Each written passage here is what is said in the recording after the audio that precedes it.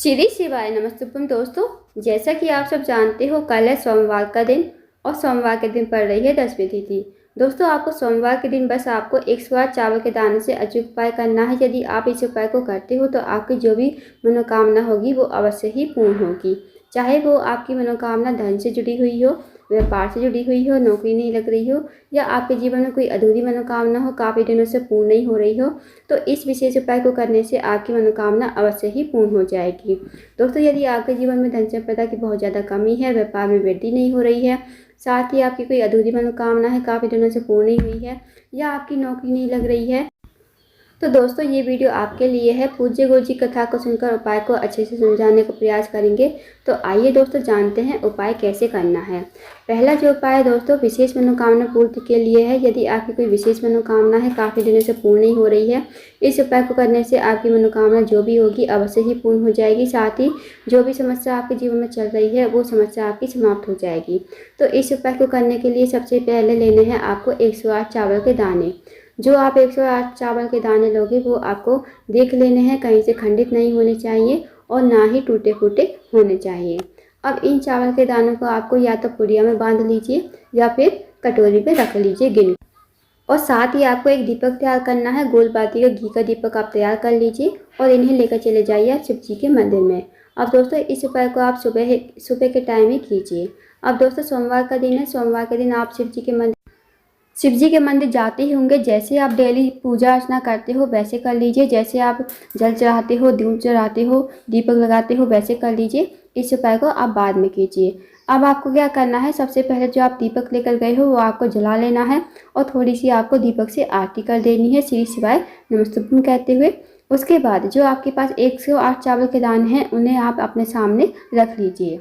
अब आपको इन चावल के दानों को एक एक करके शिवलिंग के ऊपर श्री शिवाय नमस्तुभ्यम कहते हुए समर्पित करना है। जैसे आपने एक चावल का दाना चढ़ाया, श्री शिवाय नमस्तुभ्यम, दूसरा चावल का दाना चढ़ाया, श्री शिवाय नमस्तुभ्यम, मतलब आपको 108 चावल के दाने और 108 बार आपको श्री शिवाय नमस्तुभ्यम का जाप करना है। अब जो दोस्तों आपके पास 108 चावल बचेगा ना, लास्ट वाला, वो आपको अपने सीधे हाथ पर रखना है और अपनी मनोकामना बोलनी है। जो भी आपकी विशेष मनोकामना है, चाहे वो धन से जुड़ी हुई हो, व्यापार से जुड़ी हुई हो, नौकरी नहीं लग रही हो, या आपके जीवन में कोई मनोकामना हो, मनोकामना कहिए और इस चावल के दाने को श्री शिवाय नमस्तुभ्यम कहते हुए शिवलिंग के ऊपर समर्पित कर दीजिए। बस दोस्तों आपको इस उपाय को करके घर पर आ जाना है। भगवान को प्रणाम करके विनती करके आपको अपने घर पर आ जाना है। तो दोस्तों इस विशेष उपाय को अवश्य कीजिएगा सोमवार के दिन करने वाला बहुत ही अचूक एवं विशेष उपाय है। इस उपाय को करने से आपकी सारी मनोकामनाएं पूर्ण हो जाएंगी। अब जानते हैं दोस्तों अगले उपाय के बारे में।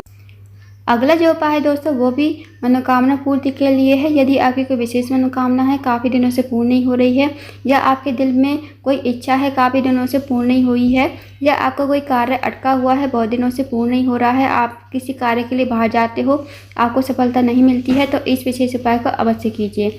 इस उपाय को करने के लिए दोस्तों आपको लेना है एक बेलपत्र। इसके साथ ही दोस्तों आपको लेना है पीला चंदन। जो भी आपको पीला चंदन मिल जाए आप ले लीजिए और इस उपाय को आपको सुबह के टाइम सोमवार के दिन करना है। अब आप चले जाइए शिव जी के मंदिर में। सबसे पहले आप शिव जी के मंदिर में जाकर जैसे डेली पूजा अर्चना करते हो वैसे कर लीजिए। जैसे आप जल चढ़ाते हो, दूध चढ़ाते हो, फल फूल दीपक जो भी लगाते हो लगा लीजिए। उसके बाद इस उपाय को कीजिए। अब दोस्तों जो आपके पास बेलपत्र है वो आपको अपने सामने रखनी है। अब इस बेलपत्र की जो मोटी मोटी डूंट होती है ना ऊपर, उसे आप तोड़ लीजिए। अब जो आपके पास पीला चंदन है उसे आप एक कटोरी में डालिए और थोड़ा सा पानी डालकर इसका पेस्ट बना लीजिए। अब जो आपने डूंट तोड़ी है उस डूंट को आपको पीले चंदन में डाल देना है जिसका आपने पेस्ट बनाया है। अब आपको अपने सामने बेलपत्री रखनी है। इस बेलपत्री पर आपको 108 बिंदी लगानी है पीले चंदन की, और आपको लगानी है डूंट से। जो आपने डूंट तोड़ा है ना, उसी डूंट से आपको बेलपत्र पर 108 बिंदी लगानी है पीले चंदन की। अब जैसे आप पहली बिंदी लगाओगे तो आपको श्री शिवाय नमस्तुभ्यम का जाप करना है। जैसे आप दूसरी बिंदी लगाओगे श्री शिवाय नमस्तुभ्यम। ऐसे ही आपको 108 बिंदी और 108 बार आपको श्री शिवाय नमस्तुभ्यम बोलना है। और आपको बेलपत्र की तीनों पत्तियों पर ये बिंदी लगानी है। 108 बिंदी आपको तीनों पत्तियों पर लगानी है। अगर 108 बिंदी तीनों पत्तियों पर नहीं आती है तो आप एक के ऊपर एक बिंदी भी लगा सकते हो। जब आपकी 108 बिंदी पूरी हो जाए, इस बेलपत्र को अपने हाथ में लीजिए और अपनी मनोकामना बोलिए। जो भी आपकी विशेष मनोकामना है भगवान से विनती कीजिए और इस बेलपत्र को श्री शिवाय नमस्तुभ्यम कहते हुए शिवलिंग के ऊपर समर्पित कर दीजिए। फिर आपको पुण्य मनोकामना बोलनी है। जो भी आपकी मनोकामना है, चाहे वो धन से जुड़ी हुई हो, व्यापार से जुड़ी हुई हो, नौकरी नहीं लग रही हो, या आपके जीवन की कोई अधूरी मनोकामना हो, तो मनोकामना बोलिए और भगवान को प्रणाम करके विनती करके आपको अपने घर पर आ जाना है। तो दोस्तों इस विशेष उपाय को अवश्य कीजिएगा, बहुत ही अचूक विशेष उपाय है। अब जानते हैं दोस्तों अगले उपाय के बारे में।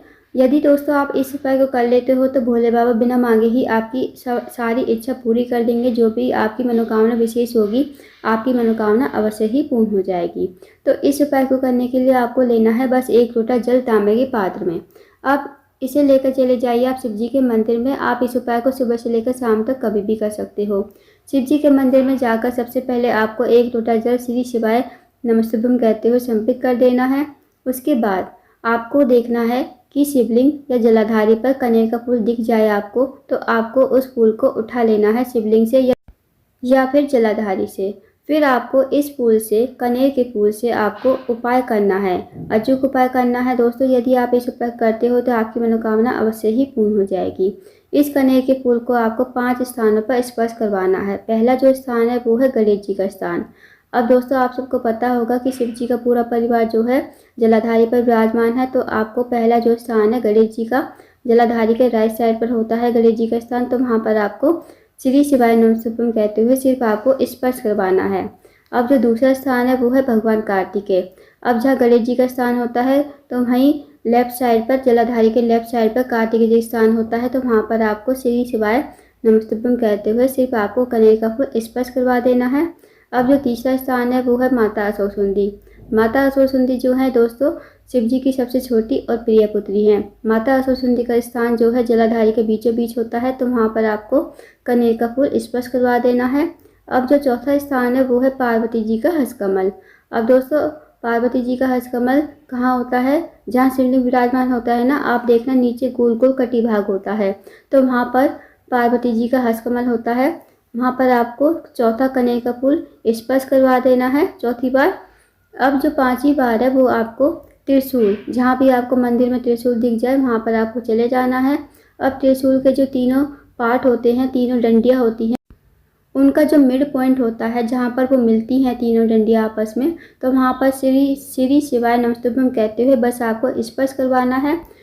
अब दोस्तों इस फूल को आपको लेकर जाना है शिवलिंग के पास, जहाँ भी शिवलिंग हो वहाँ पर आ जाना है। फिर इस फूल को आपको अपने सीधे हाथ में रखना है और महादेव से सच्चे मन से अपनी मनोकामना बोलनी है। विश्वास के साथ इस उपाय को कीजिएगा और आपकी जो भी मनोकामना है, चाहे वो धन से जुड़ी हुई हो, व्यापार से जुड़ी हुई हो, नौकरी नहीं लग रही हो, या आपके जीवन में कोई भी मनोकामना हो, तो मनोकामना कहिए और इस फूल को श्री शिवाय नमस्तुभ्यम कहते हुए शिवलिंग के ऊपर समर्पित कर दीजिए। अब जो फूल का खिला हुआ भाग होगा दोस्तों वो आपको अपनी तरफ रखना है, इस बात का विशेष ध्यान रखें।